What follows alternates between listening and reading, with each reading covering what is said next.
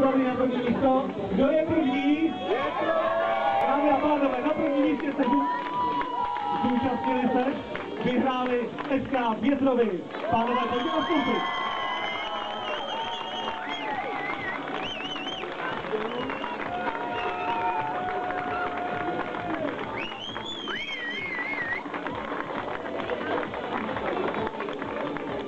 Za první místo vám předává pan Aaron Biller, předseda klubu SK Větrovi. Určitě ho všichni dobře znáte. I vy dostáváte od Lidnoservisu 2 hodiny bazénu gratis, hladový pár a 100 korunových stromů také gratis.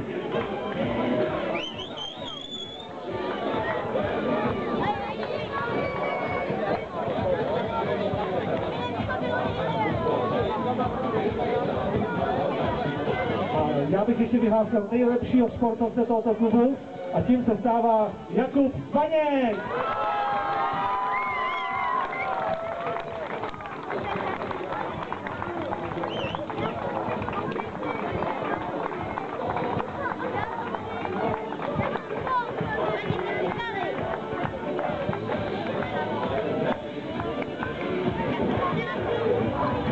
Pánové, já se vás zeptám, byla to těžká nebo lehká výhra?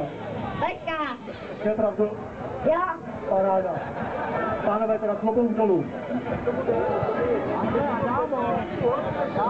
Teď aby si to zvednul pořádně na tu hlavu, jo? Kapitáne, připrav se.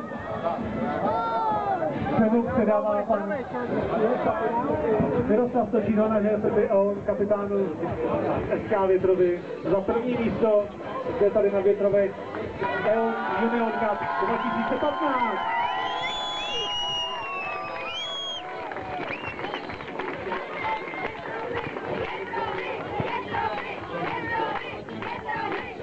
Jsou domácí a mají tady silnou oporu.